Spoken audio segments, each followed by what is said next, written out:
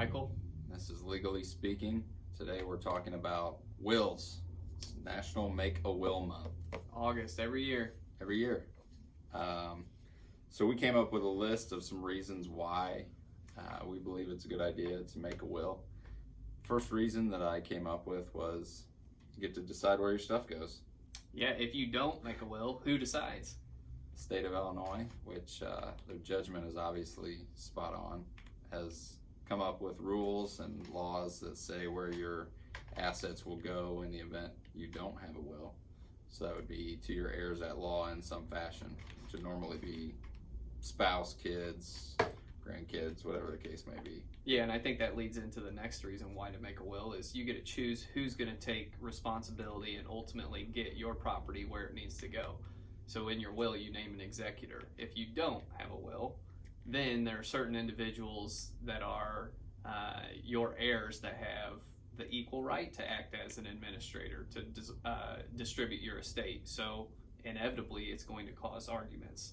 So by naming an executor in the will, you can possibly reduce or minimize those arguments that come up through the course of administration. I think that's right.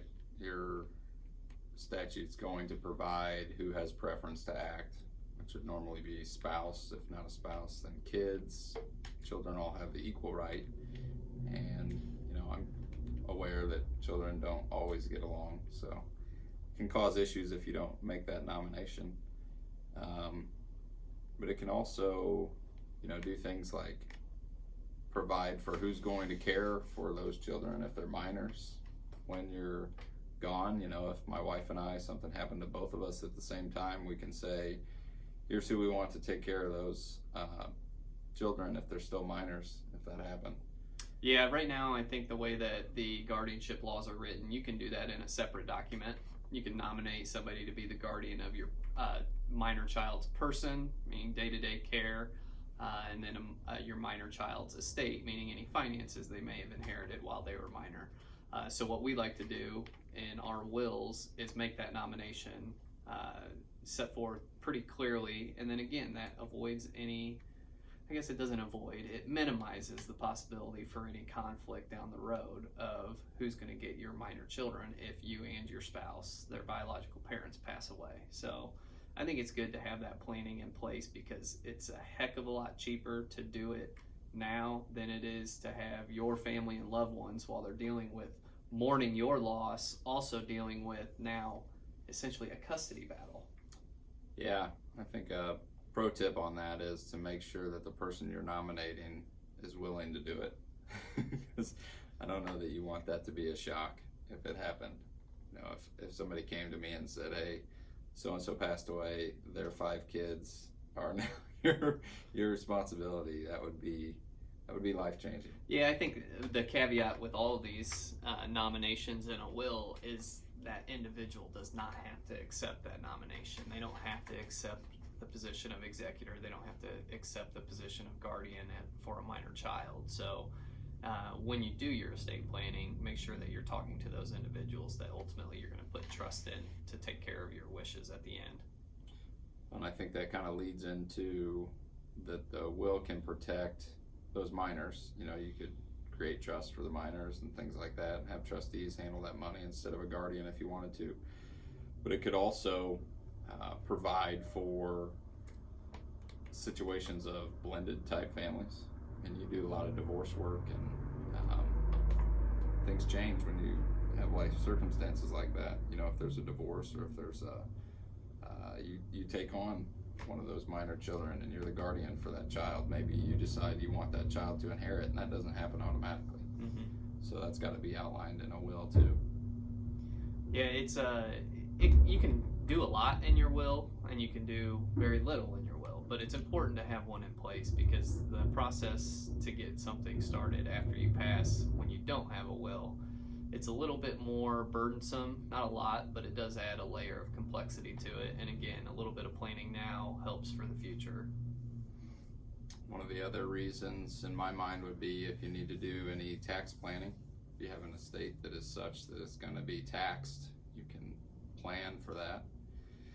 Create bypass trusts or something like that to avoid that or limit that. I Yeah. suppose. Price of real estate, not only commercial property, residential property, and then farm ground.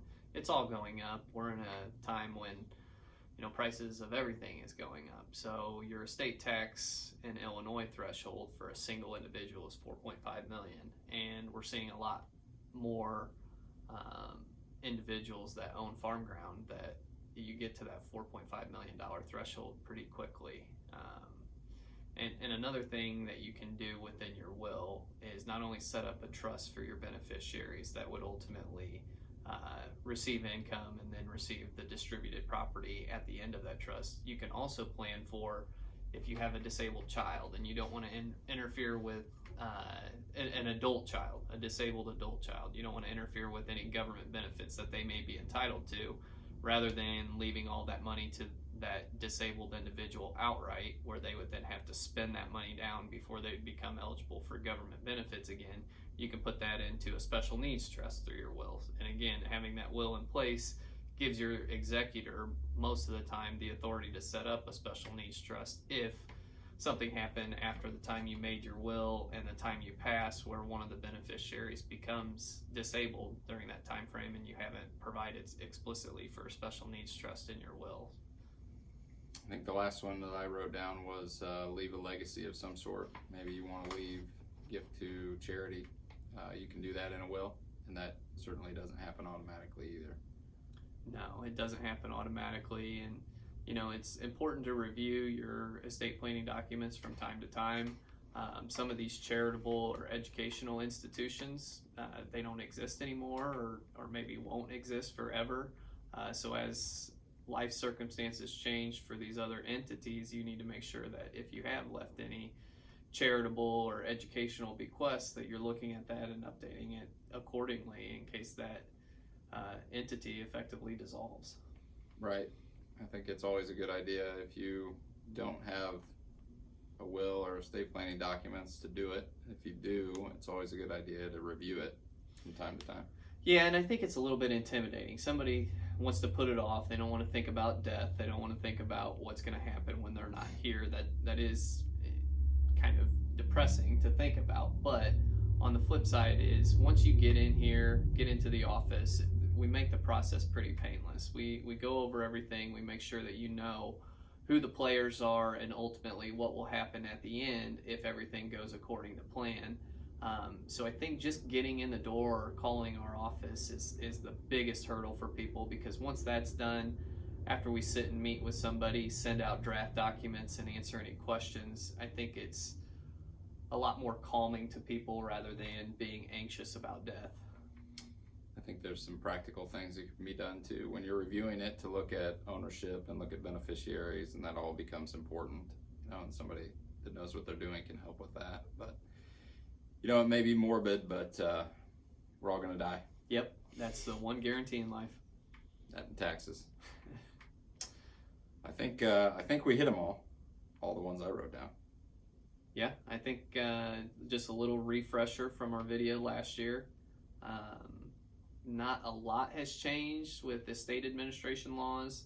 The only big, or estate tax thresholds, the one thing that has changed is inflation. I mean, the price of everything and the value of everything has gone up, and I would imagine that the federal and state legislators will catch up to that at some point. It won't be anytime soon, but I would imagine those estate tax thresholds will increase in the near future. They haven't yet, so again, keep an eye on any new laws that your legislators might be passing through.